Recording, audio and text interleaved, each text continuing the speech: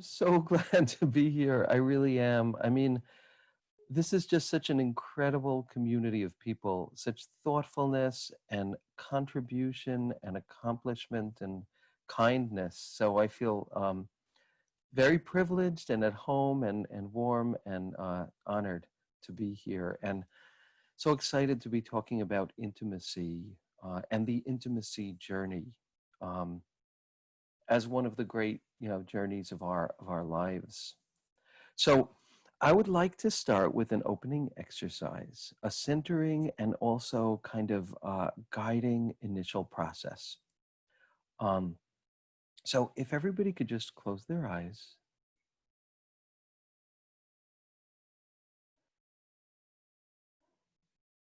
and just let yourself just take a few breaths and relax into your body.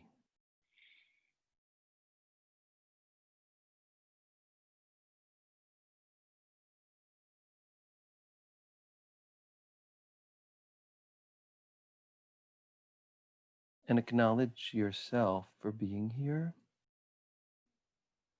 And also, I would encourage you to acknowledge yourself for how much you care about intimacy, how much you're longing for intimacy and your passion and caring about intimacy and loss of intimacy and finding intimacy and growing intimacy has guided your life. And just acknowledge yourself for how deeply important love has been to you and is to you.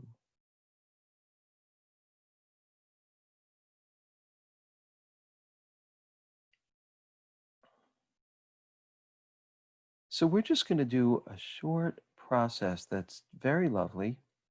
And it's going to be of it's going to be a process that is going to help connect you with a kind of guiding spirit of intimacy for you. So, what I'd like you to do is just think of someone in your life who taught you about love, taught you deeply about love. And I would ask that it be someone who, when you think of them today, that you still feel like they are people you feel safe with, someone you feel safe with, whether they're alive or not, someone with whom you still have a good feeling in your heart. Someone who really taught you about love and what love means and what love feels like in your life. And you could just picture whoever comes to you right now, who was kind of an intimacy hero for you, someone who taught you about love, made you feel love, made you feel the love inside yourself. And just picture that person. Maybe it's a pet, maybe it's a spiritual figure, maybe it's someone who was in your life or someone who is in your life. And just picture that person and the feeling that they evoke in you and what they taught you about love. Just think for a moment about what they taught you about love. Just kind of try to put words on that inside yourself. The gift that they gave you in your own learning about love and what it means and what it feels like. And just take a moment to think how you would articulate that, like what you would say about what they taught you about love.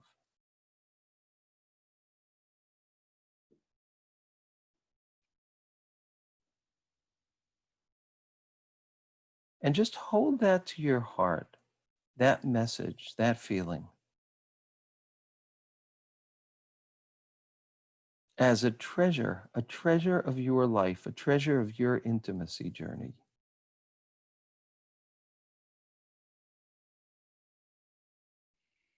Picture this being's face and picture what you feel like or what you felt like when you were with them. Just hold that to your heart. And now I would like to ask that everyone be muted. I think everyone is muted.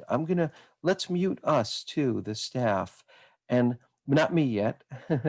um, and what I want to ask you to do is speak to this person. Nobody can hear you. And I just want you to speak out loud or whisper what you thank them for and what they gave you. And we're just going to start with it. You're just going to hold them to your heart and you're going to put words on what they gave you. And you're just going to thank them for that. And we'll just take about a minute to do that. So I'm going to mute myself too, and we're all muted and you can all speak freely. Nobody could hear you. And you can speak to this person and just thank them for what they gave you and taught you.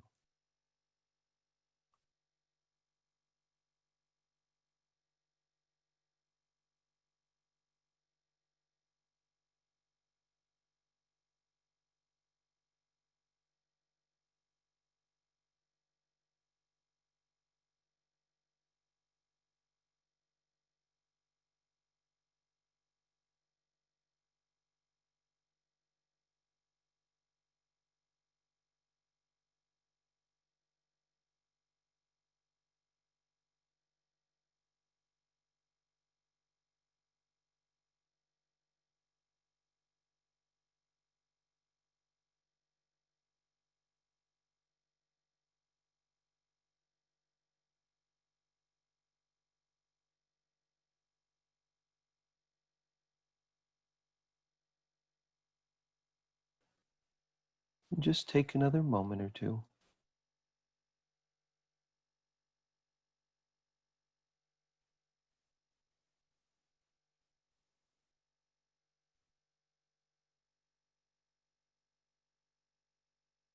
And come back. Slowly open your eyes.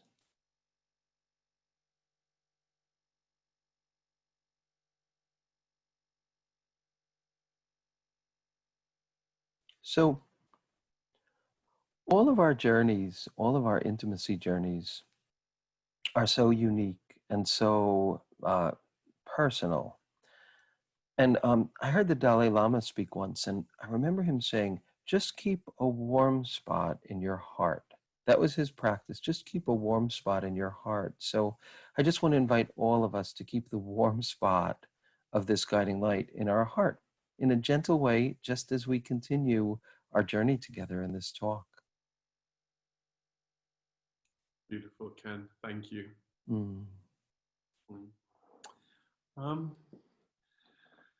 Gosh, where to start? Ken, I want to start somewhere a little bit unexpected, but I feel like we're in unexpected times. And I just want to talk about love in a time where there is a lot of fear and there's a lot of anxiety and there's a lot of pain in the world and shame, and just really call on you just to share any thoughts that you're having for yourself right now and that you might want to share with this community about love and the centrality of love as we face what we face individually and as a nation. Thanks, Jeff. I'm just going to take a minute to think about that.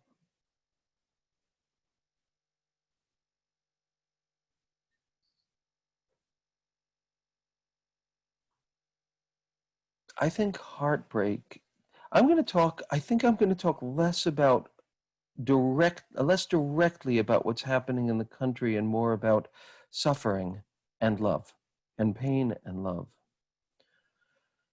And I just think that the landscape of love is full of suffering. And, you know,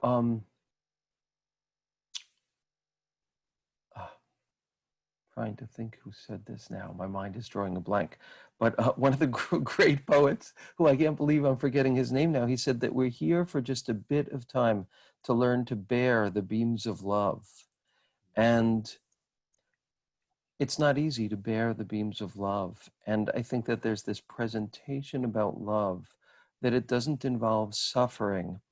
For me, one of the most important key points in my intimacy journey is all the ways I have not been able to love, all the moments that I was not able to love like I wanted, all the fears and the sadness of not being able to have or give or share the love that I want. And those have been my portals to learning to love. So, You know, people tell us that fear of intimacy is kind of a pathology, but it's not. If we're breathing, we have fear of intimacy. And the question is not, do we have fear of intimacy? Do we have problems loving? The question is, how much humanity can we hold that fear with? How much humanity can we hold our broken points with? And the places we can't love yet, and we don't know how to speak yet, or we feel frozen inside, or we feel traumatized, or we don't have compassion. And so I want to reframe this journey to say that it's so much a journey of not being able to love and all the learning that happens with that, that our greatest learning happens there. You know, they say that love is a journey of rupture and repair. It's a constant process of rupture and repair. And I think that's deeply true. And I think our country, I will say this, is at such a point of rupture. And I have to say something else too. I think that in my work as a therapist and a coach, working with people who are in intimate relationships and trying to grow in terms of their consciousness, the biggest stuck point that I have seen is people becoming enamored of someone who can't love them or hurts them or isn't present or doesn't have enough integrity. And I think that Donald Trump is teaching us one of the greatest lessons of love that there is, which is how deeply attractive narcissism is, how deeply attractive a kind of sickness is, a kind of superiority, and how we can fall for that. And just this huge, huge journey of learning to discriminate, because half the country does not see this. This amazing, amazing thing, half the country does not see this malignant and toxic and horrifying being who is guiding us into hell. So this happens in relationships all the time. And I just want to acknowledge the power and the importance of learning discrimination. My friend, who is the advice columnist of Psychology Today, says that there are three qualities that we have to look for in a relationship and in a partner. And those are character, character, and character. So I just want to bring up that point that discrimination is just such a hugely important thing. And the lack of discrimination leads to indescribable pain. Ken, I get to throw you under the bus like that because I've known you since my very first day at the academy. You and I were in a cohort together, correct? Oh, yes. Oh, yes. Yes. We were in the very first cohort in Maya Angelou, which is kind of crazy. Yeah. Um, to it. And you were in my very first dyad, and we talked about first loves. I don't know if you remember, and how we kind of came across our first loves and the story of our first love. So yeah, you and I have a long history about talking about love together. And in our last day together, our Yeah. talk too. Yeah. Yeah.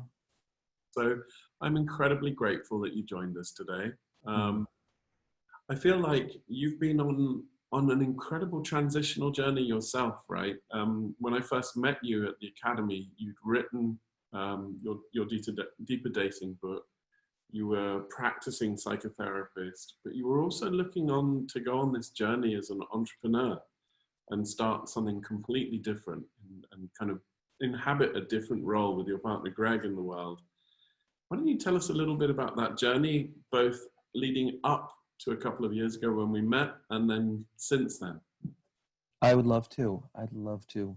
Well, I would say my journey about love has been a combination. It's been it's been first a reckoning with myself and seeing the ways that I didn't know how to love and becoming a student of my stuck points in love. And then the other has been a celebration of what love looks like and what love feels like. And that's something I'm excited to talk about a little bit later, because I think that the great questions around love are what hurts my heart and what fills my heart. And we give those questions short shrift. But in our day-to-day life, if we walk around thinking, what hurts my heart? And then we don't tell ourselves I'm being too sensitive. We learn to honor that. And if we tell ourselves what fills my heart and look at that and celebrate that and dive into that, that's really the path. So for me, I guess I'll just say something about the deeper dating event that is going to be coming up on Friday and how that relates. So Frederick Laboyer was this brilliant physician who wrote a book called Birth Without Violence. It's the most exquisite book, and his work is so exquisite. And his concept was, why does birth have to include violence? Why do we have to slap a baby to make them breathe? Why does their first breath have to be traumatic? And so what he would do is he developed this path where the baby would keep the umbilical cord attached, and the baby would be placed in warm water that simulated the womb and stroked and held. And you watch videos of these babies breathing, and they look like exquisite Buddhas. Their first breath is so peaceful, so non-traumatic. And it made me think, what about dating without violence? Dating is such a violent and unkind and disrespectful process. There's so little love and there's so little care around something that's so exquisitely important. And so I thought, what about dating with kindness? What about dating with respect and care? What about the kind of dating that I am looking for as someone who at that point had been what I called chronically single for decades? So I created this in-person event, Deeper Dating, which is an event based on kindness for people who share deeper values. And the event kind of had an explosive response. People loved it because it was positive and it was inspiring. And then I moved away from that because my intimacy journey as a single person called me to become a father. And I adopted my son as a single dad from Cambodia as a baby. And it made me think, like, what about all of us who can't get out a million times to meet people? What would be my dream event? So I created Deeper Dating. And then it became kind of too demanding. I wasn't at home enough, so I started writing. And I wrote my book. I created the Deeper Dating podcast, and I tried to put this journey together. I began it as someone who was single and pretty damn embarrassed that I was writing a book on love when I had been chronically single for decades. But I trusted what I was learning. And by the time the book came out, I was in a relationship with my husband, who's right there, Greg. And he helped me with the book, and we blended our families together. And then I dreamed of doing these Deeper Dating events online. And that was a huge journey, and would never have happened without Greg, because we worked together and he put the entire platform together. And it's a platform based on love and respect and inspiration. And we're going to be doing an event for the community on Friday. But that's been very exciting. And amazingly, we have gotten, as we've been launching, responses from the top apps in the world that have been saying to us, we need what you're teaching. We all have been, because the simple concept has been missed, which is, if you want to create intimacy, you need to start with an intimate environment. You need to be able to be in an environment that's safe and kind and caring. How has no one figured that out? So, that's what we've created with this event. And we're very excited and feel so appreciative of MEA that you've invited us to talk about this and share it. Can you use there's a sort of a bunch of key words in your kind of your worldview and your philosophy. Talk to me about intimacy. Talk to me about this intimacy journey that you often reference. Yes, I'd love to. So here's a really simple image that I would invite all of us to work with. And the image is a target. So if you just picture a target, and you picture that there are just a few rings in that target, and let's say that the closer you get into the center of that target, the closer you get to the beating heart of your humanity, to the place you love from, to your vulnerability, to your humanity, to your truth, to your authenticity. And the truth is that the closer we get to that, the greater the risk becomes. Because the more authentic we become, the more we feel our grief, the more we feel our vastness. And vastness, including vastness and joy, is almost just as scary as vastness of pain. The more we go to the center, the more we feel our originality, the more we feel our creativity, and the scarier it gets, and the harder it is to bear the size of our humanity. And so it's a journey. You don't just pop into the center of authenticity. It's a hero's journey. And that's the journey of intimacy. So if you picture that center bullseye, the bullseye is the truest self. You might call that your enlightened self. And then just picture a ring around that, the first ring. And I call that the gift zone. That's the place where we are warmed, where we have that warm place inside, where we're holding, and you all know what that feels like. You can think of so many times in your life when you have felt the warmth of your humanity with a sense of compassion and care. You have felt the beating heart of your humanity. That's what I call the gift zone. When we're in that zone, we will feel sadness, we will feel bewilderment, we will feel joy, we will feel magic. But when we're there, we are permeable to love. We are permeable to the winds of inspiration. We're lit from within in this place. And you don't have to be right in the center. God knows, the center of the center is very, very fierce, very vast. It's enlightenment. That's not easy to come by. But as long as you're just kind of like if you picture lying next to someone you love and you're sleeping, but you can sense their shoulder touching your shoulder. If you're just even skin to skin with yourself in that way, you're in a kind of magical zone. Different things will happen. Your creativity will be alive, your availability to intimacy will be alive. And that's what we want to do. We want to live as much as we can in the warmth and the heat of our gift zone. And then if you picture the next ring out, let's call that the zone of protection. That's when we're numb.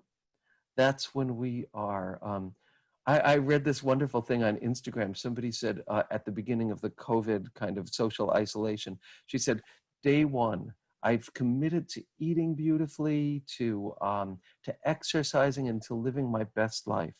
And then she said, day 10, for personal reasons, I am now eating lasagna in the shower. And I really related to that. So the zone of protection is eating lasagna in the shower. The zone of protection is going numb. It's workaholism. It's, as you get further out, it's using substances to disconnect from yourself. The further out you get, now the zone of protection feels good because you're not feeling this sharp and deep aching aliveness of your humanity. But it also numbs us to our beauty and our power and our genius. The next zone out is the zone of disconnection. And that's a very empty place. And all of us know what that place feels like. So if you picture this target, this can become a simple map for your entire intimacy journey. And there's a gorgeous process that you can do. And it's one of the processes that I wanted to teach. It's called the intimacy fix. And it's really simple. So we can do it right now. We can do it right now. I can do it with you right now. So I'd like you to just imagine this target. The gift zone is that center circle. Then the next circle out is the zone of protection. The next circle out is the zone of disconnection. Further out you get, the less connected you are to the beautiful, beautiful warmth of your humanity. The further in you get, the closer you are. So and when you're in the gift zone, you're kind of in connection with that. So I'd like you to just take a minute, just close your eyes and just place yourself on that target just at this moment with no judgment, no evaluation, just a simple noticing. Where am I? Am I connected to the beauty of my humanity? Am I in the gift zone? Where would I be in the gift zone at this moment? Am I in the zone of protection? Am I in the zone of disconnection? And just kind of just put a little pin like where you are right now. And wherever you are, I want you to start by acknowledging your closeness to the center. Even if you're further out than you wish you would be, I would just like you to just recognize the center and recognize the ways that you're not disconnected. Because one of the miracles of the intimacy journey is that there are different strata. On one level, we might feel really disconnected, and at another level, we're so close to love. And sometimes when we're most close to love, we feel most disconnected. So just recognize where you are. And then I'd like you to think for a moment, what could I do at this moment to scooch on in just a little bit to the center? What could I do to place myself closer to the magnificence of my core gifts? Maybe it's a shift inside. Maybe it's a moving your body. Maybe it's just a change in your heart. Maybe it's something that you're going to commit to doing. But just take a minute and just notice, what could you do that could just move you homeopathically a drop closer to the center? And just feel that and picture that.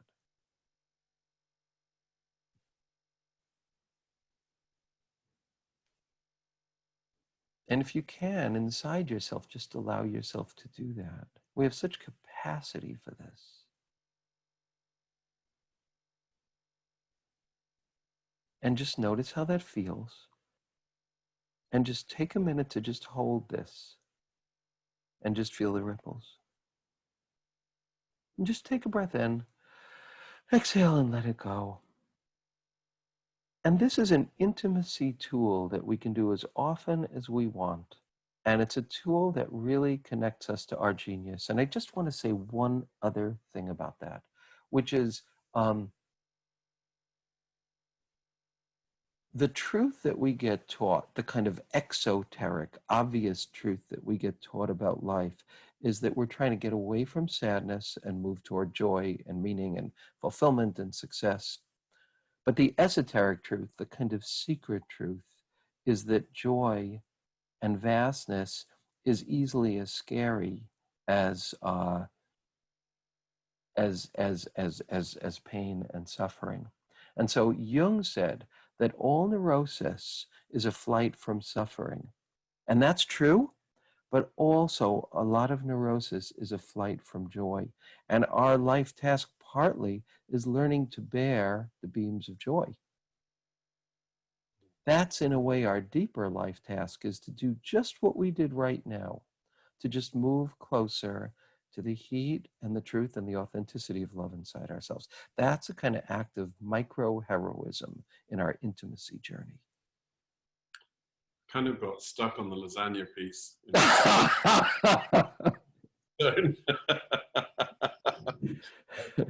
sounds good to me.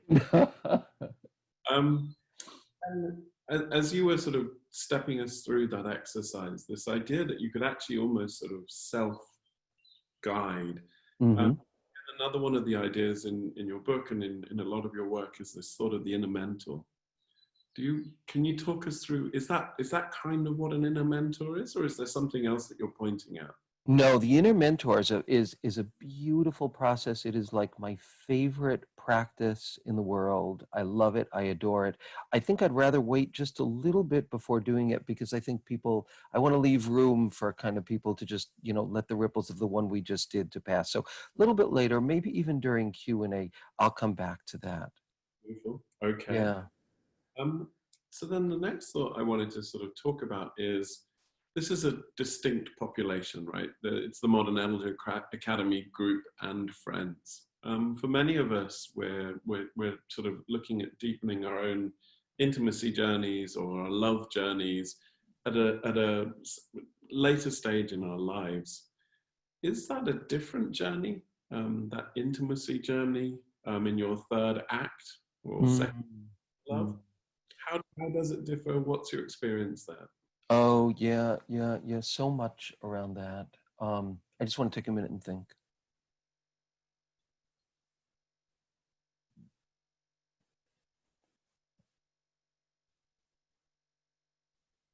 Well, I think that for many of us, we've experienced a lot of disappointment, a lot of heartache, and a lot of car crashes around love by this point.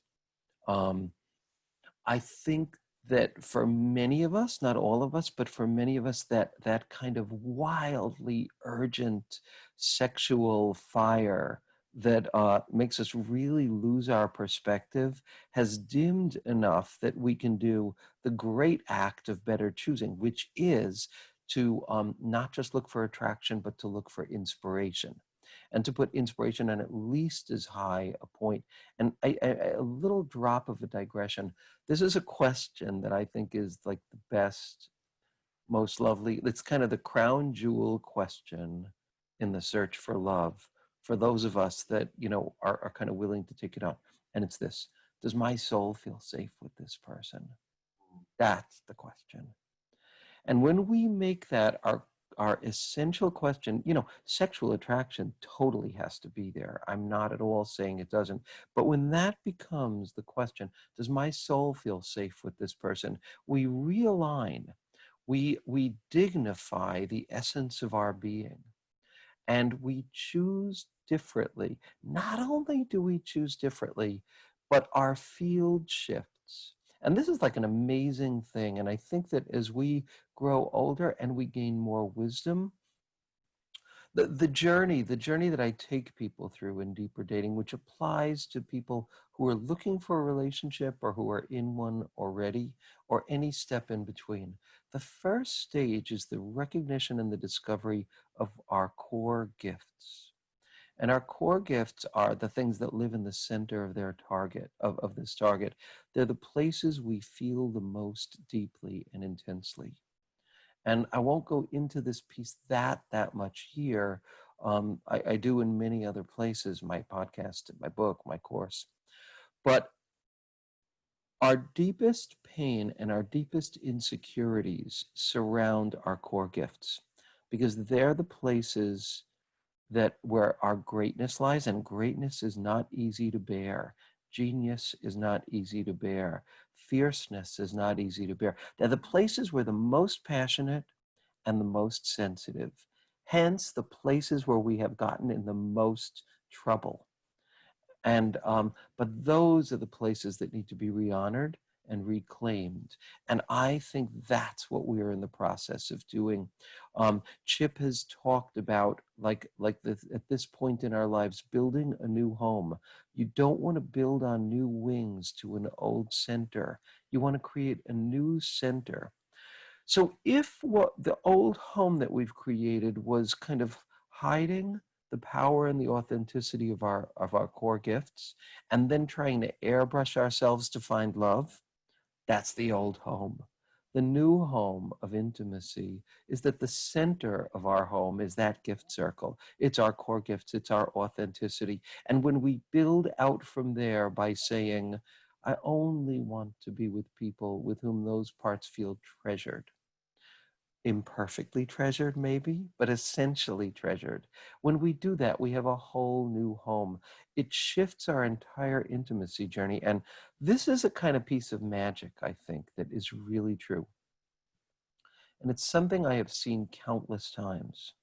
When we do that, when we honor what's at the center and we build our home from there, the people we're attracted to and the people who are attracted to us actually change. And the relationships that we're in begin to change too. And it's an act of bravery, it's scary. But one other wonderful thing about it is, like flies are attracted to light or moths are attracted to light, Eros is attracted to that scariness, because Eros is a spark that needs to jump a gap. And so when we become that, we connect to our erotic self in all of its beautiful dimensions as well. Romance loves that edge of authenticity if it's held with kindness. So that's a kind of separate point. But I think that as we grow older, we're able to build a house based on that center, and that changes everything. So we talk a lot at the Academy about mindsets and shifting our mindsets about ourselves, perhaps about how we think the world might see us, and so on. And you talked at the beginning of the call, I forget the exact term you used, but about being sort of chronically single. I forget exactly what. Yes. Um, how do you shift your mindset from that person to finding that new center? What are the sort of the practical tools? What are the ways that you can check yourself and find that new center? Okay, so I'm going to go from the meta to the specific. So the meta is this. This is something that I say often, is that we are taught to kind of be a little bit ashamed of our longing for love. Like it's a weakness, like, we're supposed to be just fine on our own. And if we find someone great, I mean, for most of us, that's just bullshit. For me, that absolutely was bullshit. That did not work. I needed to love myself and have love. I could only learn to love myself with the help of people who loved me when I couldn't love myself.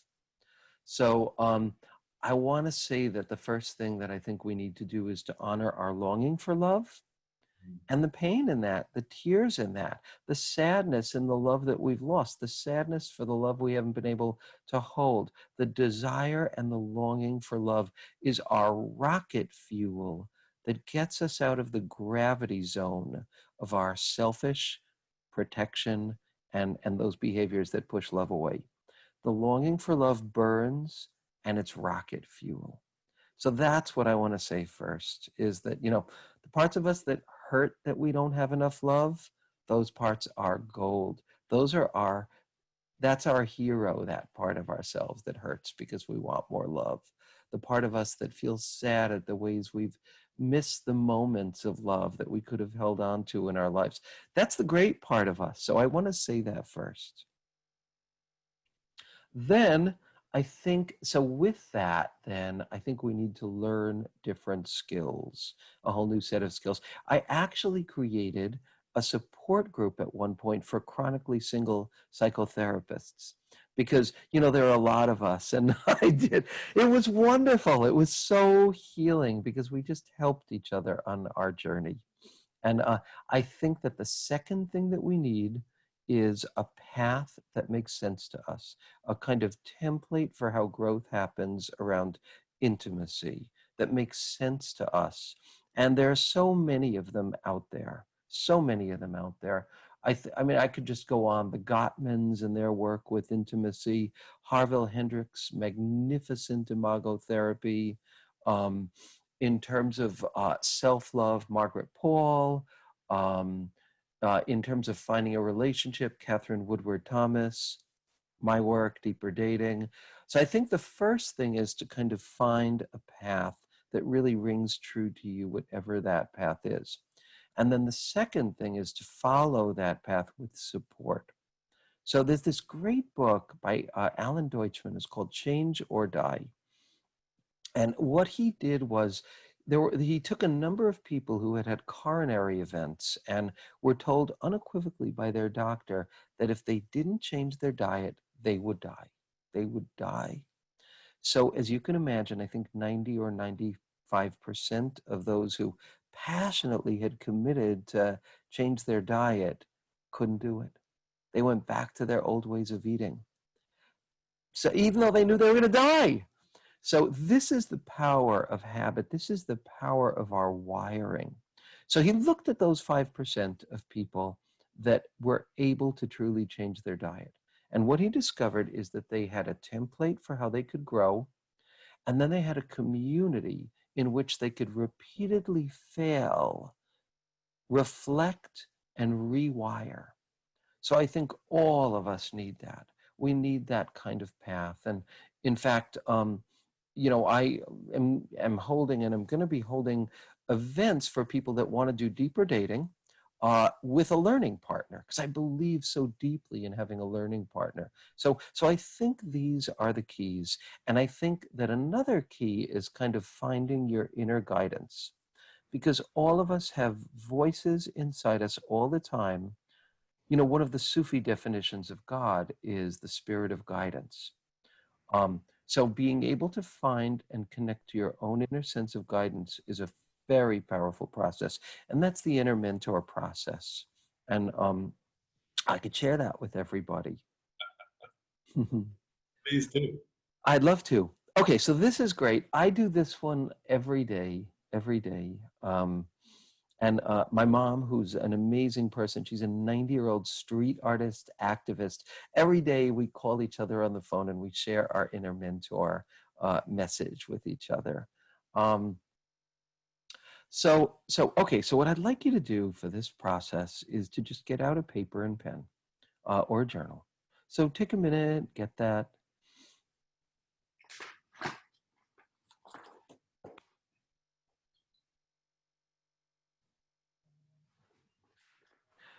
And I think what we talked about was a lot. So I would just like to ask people to just take a moment and just kind of like move around in your seat, just sway a little bit, maybe stretch, take a breath, because there were so many rich, rich things that we talked about that we kind of need to move them through our system a little bit. So just take a minute, just stretch a little, take a breath or two, come back to your body.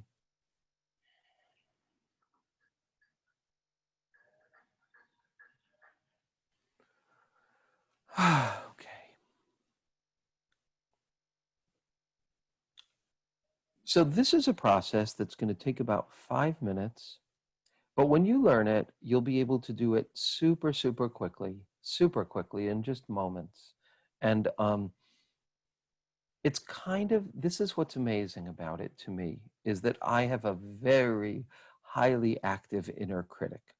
Um, and so this process bypasses my inner critic and brings me to a loving, wise self.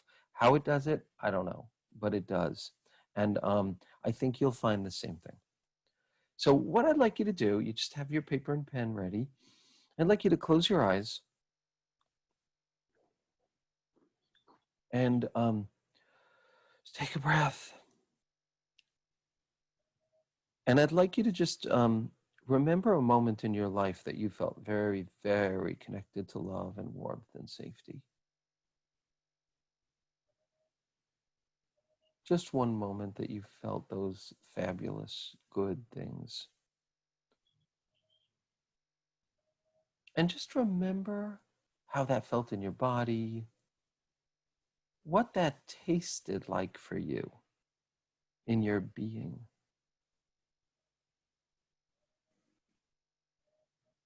And just hold that to your heart in a gentle way. Just take a breath in and just let that go. Let that be. Exhale.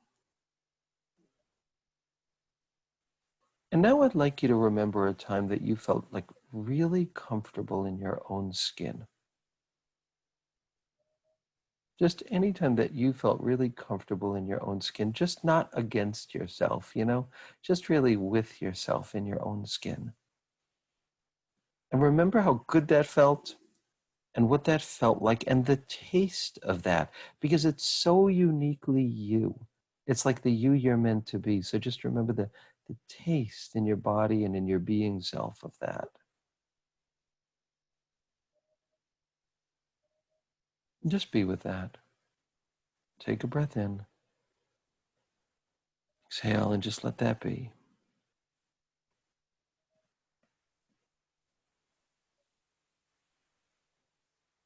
And now remember a time that you felt very kind of empowered in a positive, constructive way in your life, where you just felt aligned with your own capacity and your own competence.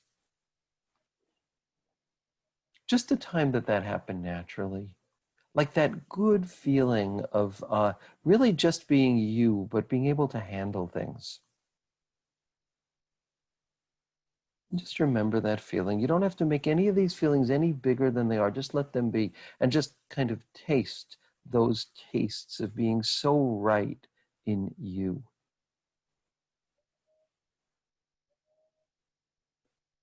Good. So now I'd like you to picture a you that like is so embodied in that self. This is the you you're meant to be. This is like the evolved, this is the enlightened you. This is you enlightened as you, with laughter, with joy, with goodness, with clarity, with simplicity. It's the you you've always known you're meant to be. It's the you on the other side of all your inner glass ceilings. Just picture that free you. Picture him or her or them. What this person might be wearing, how they look, and what their face shows. Like picture the face of that you, the eyes of that you.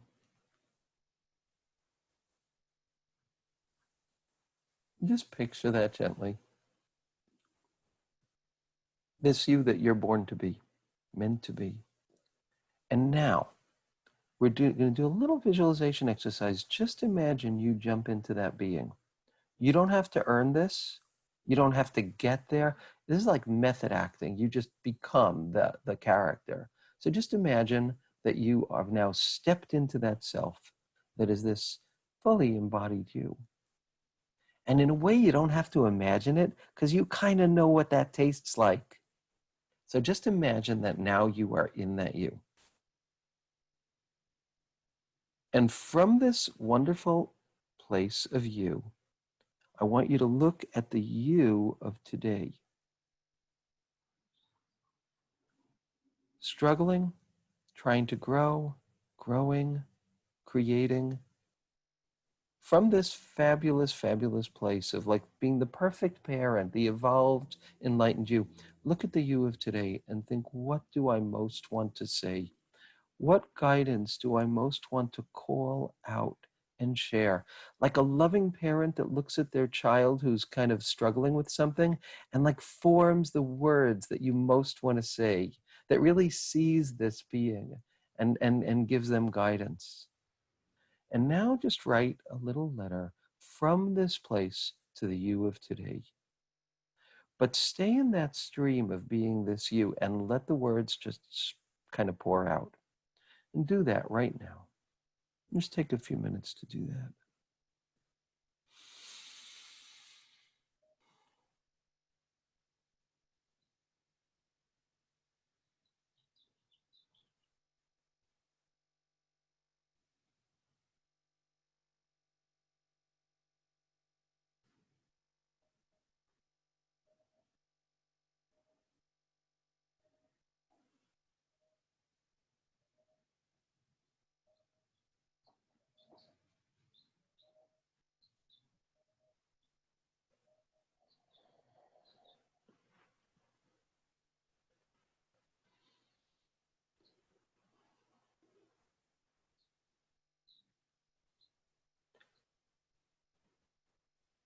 Take another full minute, knowing you can come back to this.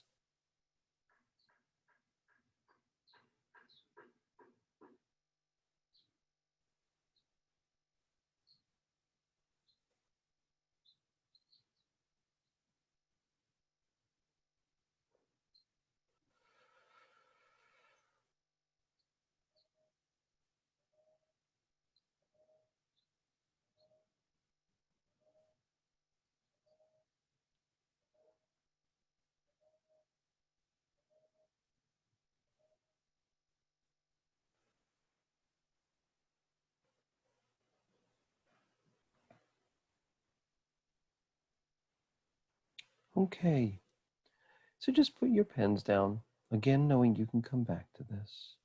And close your eyes for one more moment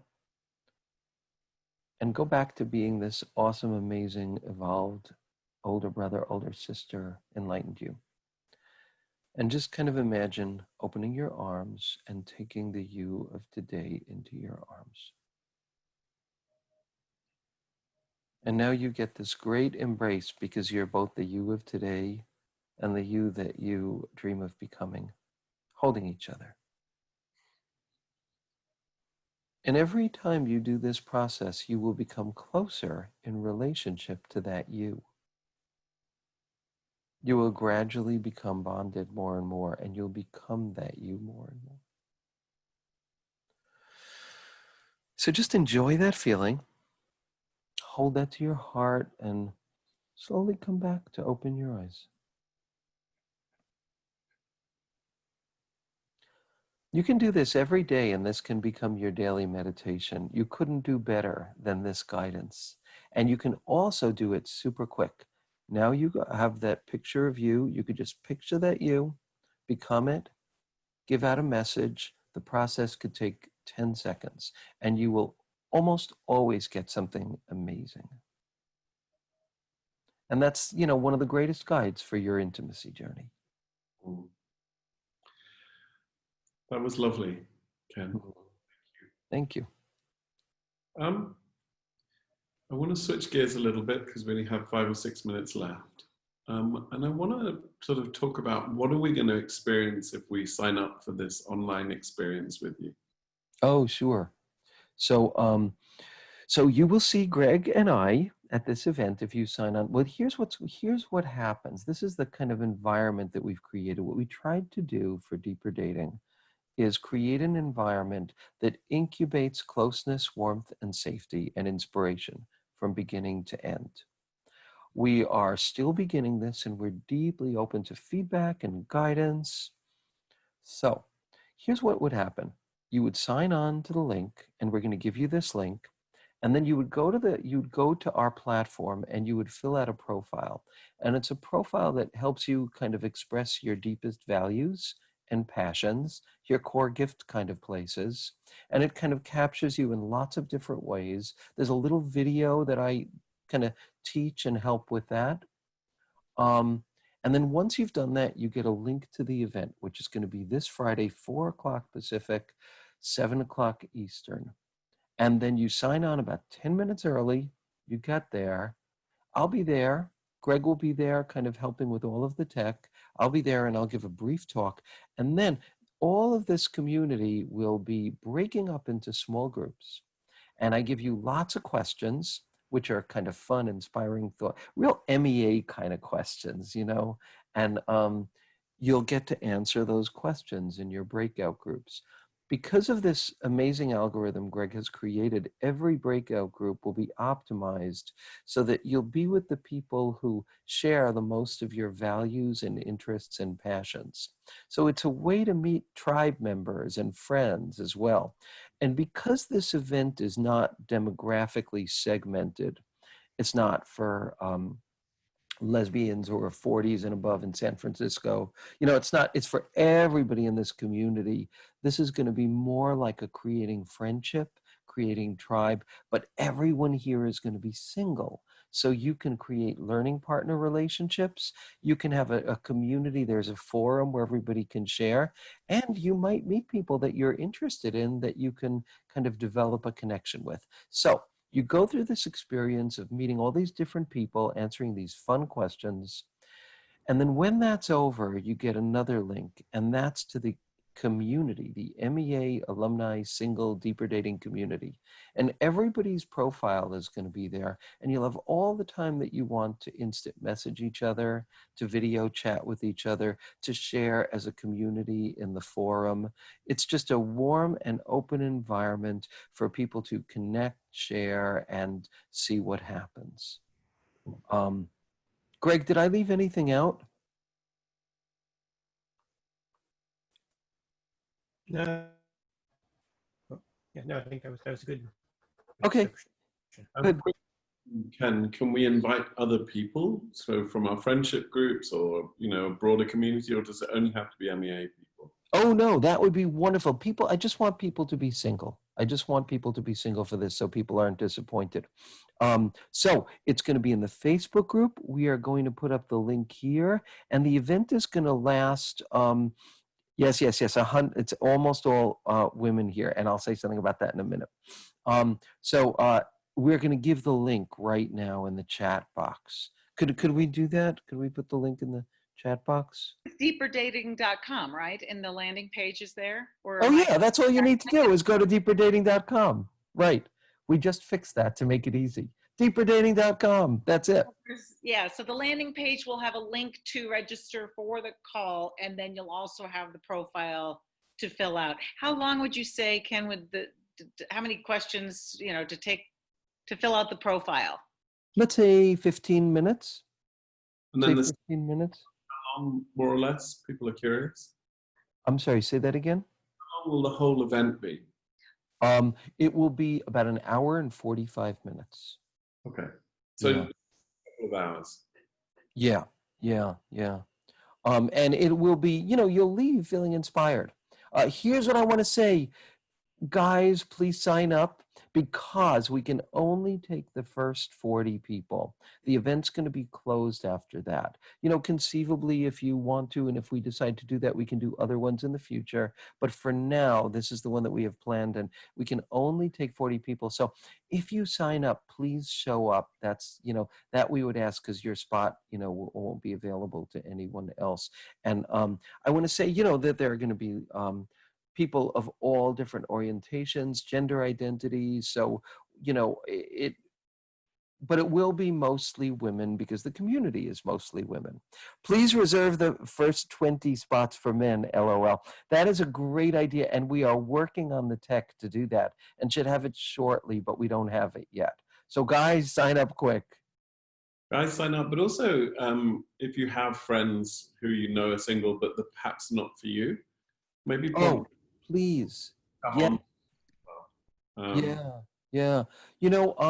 I think that inspirational events, people get kind of like embarrassed, like dating events lack humanity, humanity events lack dating.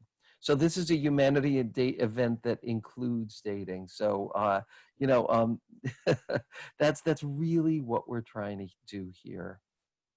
Very wonderful. Ken, we are fresh out of time. I've really enjoyed seeing you and your face, and wonderful, wonderful advice and wonderful thoughts. I needed some poetry today, so thank you for bringing it.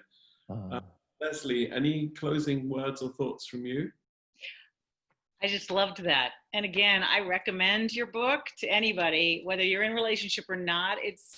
I've learned so much from this book on the core gifts, on looking for inspiration. Really enjoyed today and loved having everybody on this call. So if you guys want to unmute to say goodbye, please do, and we'll see you Friday. Oh, Leslie, can I just say one thing really quick? Thanks. So if you go to deeperdatingpodcast.com, I've got all of this in talking, and also that's a place where you could download the first 2 chapters of the book, which is the part where you learn how to discover your core gifts. So just to say that to you. Thank you for that. And this has been recorded, so we will share this recording with all of you that want to listen Thank you, again. Ken. Thank you. Thank you. Oh, Thank you, Ken. Bye. Thank you.